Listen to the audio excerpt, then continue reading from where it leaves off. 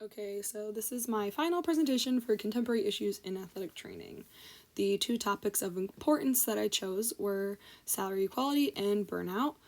So we'll talk about like the difference in men and women, athletic trainer salary in general, and why this happens and how it could be better. And then for burnout, reasons why athletic trainers become burnt out and how we can make this better. And then at the end, I talk about how I will use these in the future. So I took averages from the NADA salary survey that Dr. Harner printed out and gave to us in class. It was the executive summary of 2021. And it shows that athletic trainer salaries do continue an upward trend. They increased 8% between 2018 and 2021. The average in 2021 being about 62,000. So then I also added in salary per years of experience because we're going to be in entry-level jobs, so less than 1 year of experience was about 44,000.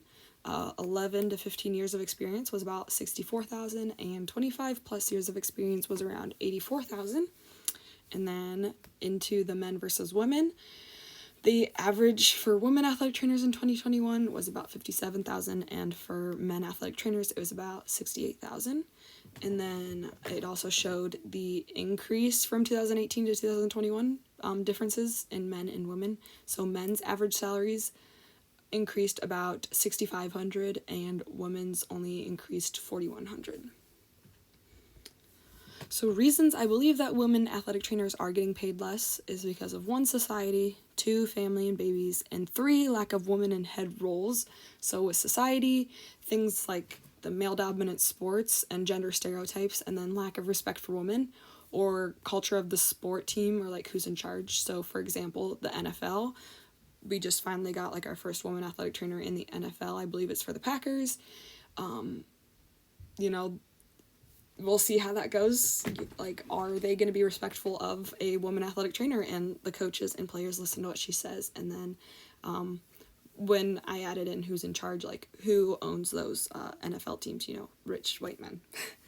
So then with family and babies, also on the national athletic trainer salary, it showed, I remember something about only like a little over 50% of women getting maternity leave. And I think this, like families and babies could be a big reason women get paid less, and especially traditional settings, because if somebody young like me is applying for a job, like they're like, oh, do you plan, they can't ask you this, but they think that you're like, gonna want a family and stuff, so then you're gonna have to take maternity leave, so should they pay you as much because you're gonna miss however many months of maternity leave. And then lack of women in head roles, leaving because they want to start a family, so there's no time to build up to that head position. And then society norms, again, like men being in charge. And then I found a research article talking about NCAA institutions. They were finding the percentages of women athletic trainers in D1, D2, and D3 colleges. So for D1, it was 31% were women.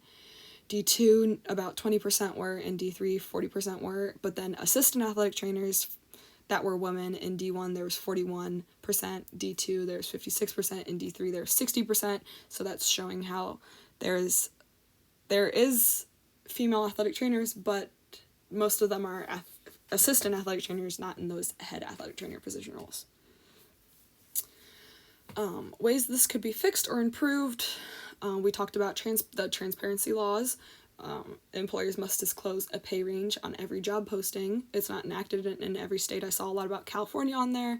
And then there's no limitation on the range, so it still needs a little work, but I think it's in the right direction. And then advocacy, talking to legislators, educating the people on what athletic trainers do and what it entails, and that we are healthcare workers too.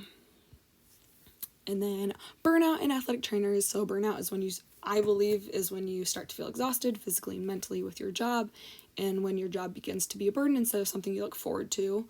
And then from a article from the Journal of Athletic Training, a systematic review, it said role strain and time commitment were 2 major factors that athletic trainers expressed for burnout. So reasons I believe that burnout is happening is because, especially in traditional settings, we are notoriously overworked and underpaid. And the Journal of Athletic Training found a correlation between work addiction and burnout.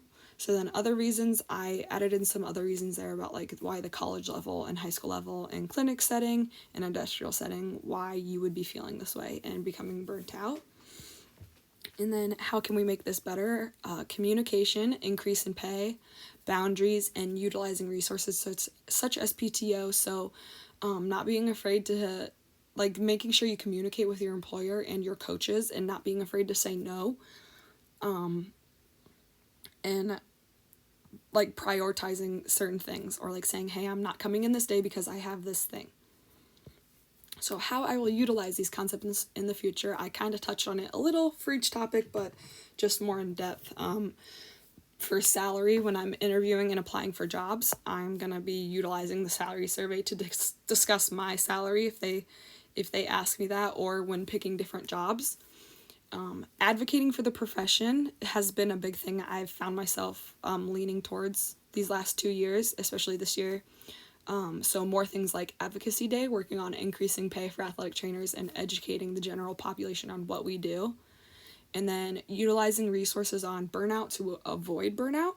So for one, finding a job that doesn't feel like a job to me and doing something I love. And if I don't feel that way anymore, then changing it up so I don't become burnt out, because then it affects me and my patients that I'm working with and everybody around me.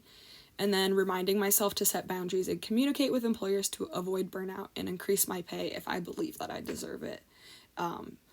So overall, I think communication is something that's really important, whether you're applying for a job, during a job, or after a job, and with any of the people around you, the patients, the coaches, the athletes, the administration, the employers, everything.